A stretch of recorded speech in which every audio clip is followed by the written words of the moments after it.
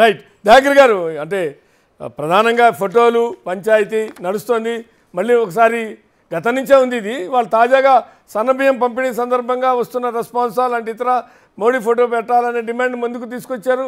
దానికి మీరు ఇక్కడి నుంచి మా కేంద్ర పథకాల్లో కూడా మా ఫోటో పెడతారని ఒకళ్ళు.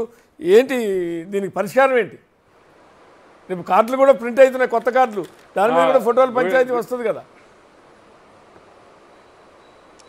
గుడ్ ఈవినింగ్ పివి గారు, పెద్దలందరికీ కూడా. కానీ ఇప్పుడు బీజేపీ కాంగ్రెస్ కానీ బీజేపీయేతర ప్రభుత్వాలు ఉన్న దగ్గరల్లా ఇదే పంచాయతీ పెడుతుంది. ఎప్పుడు కూడా వాళ్ళకు కావాల్సింది క్రెడిబిలిటీ అంశం తప్పితే ఎట్లా క్రెడిట్ వాళ్ళు తెచ్చుకుంటున్నారు, ఎట్లా కష్టపడుతున్నారు అనే విషయం వాళ్ళకు పట్టి ఉండదు.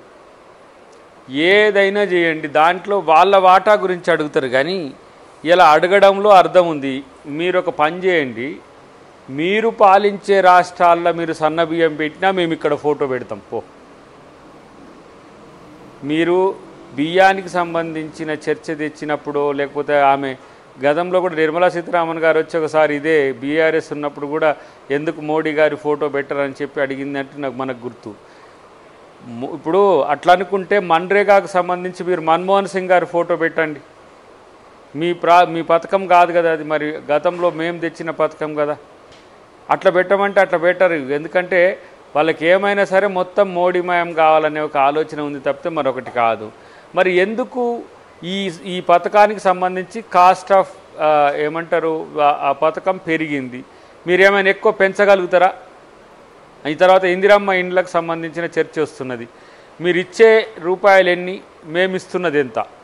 ఒక ఇందిరమ్మ ఇంటికి 5 లక్షల రూపాయలు జనరల్ క్యాండిడేట్స్కి ఇస్తున్నాం, ఎస్సీ ఎస్టీలకు సంబంధించి 6 లక్షలు ఇస్తున్నాం. మీరు ఇచ్చేది ఎంత? 1,89,000 రూపాయలు. కానీ మీ కాడ కూడా క్రెడిబిలిటీ కావాలి. మరి అట్లాంటప్పుడు మేమిచ్చే వాటిలలో ఇప్పుడు జిఎస్టీ మేమే కలెక్ట్ చేసి ఇచ్చినాము.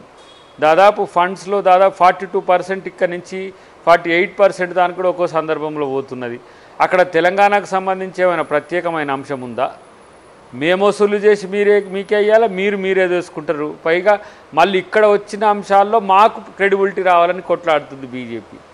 అసలు మీకు డబుల్ ఇంజన్ సర్కార్ అంటే సరే, అక్కడ నేను చూస్తా కదా హర్యానా, ఇప్పుడు ఢిల్లీలో కూడా, తర్వాత ఇతర వాళ్ళు పాలించే రాష్ట్రాల్లో మోదీ ఉంటాడు, మోదీ గారి తర్వాత అక్కడ ముఖ్యమంత్రి ఉంటాడు, గింతే ఇక.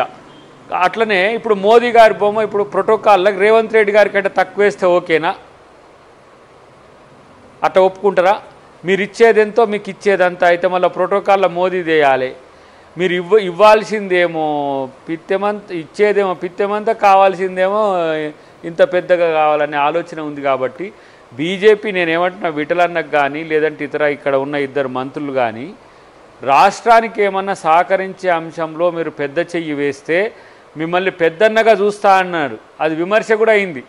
మోడీ పెద్దన్న ఎట్లయితాడు కాంగ్రెస్ వాళ్ళకు, ఈయన బీజేపీతో అనుకూలంగా ఉన్నాడా, ఇట్లా చర్చ తీసుకొస్తారు.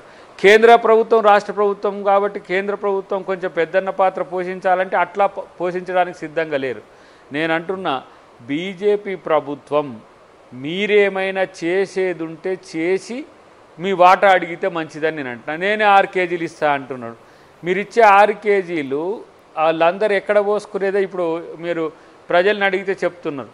ఏది దొడ్డు బియ్యంకు సంబంధించి ఆ రోజు ఉచిత బియ్యం ఇచ్చింది కాంగ్రెసే, దాన్ని 2 రూపాయల కిలో బియ్యంగా మార్చింది ఆయన ఎవరు, మన ఎన్టీఆర్ గారు. అటు తర్వాత కిరణ్ కుమార్ గారు వచ్చిన తర్వాత 1 రూపాయకే ఇచ్చినాం. దానికి మేము 38 రూపీస్ ఇస్తాం, ఇది చేస్తామంటే ఇక్కడ పండించే బియ్యం ఇక్కడే ఇస్తున్నాం. ఇప్పుడు ఇక్కడ సేకరించి ఈ సన్న బియ్యానికి సంబంధించి ఉత్తరప్రదేశ్లోనో బీహార్లోనో లేకపోతే ఇంకో ప్రాంతంలో పండించేవి కావు కదా. కాబట్టి ఎంత దాదాపు 50-60 రూపాయల పైచీలకు అవుతున్నది కాస్ట్ 1 కేజీ.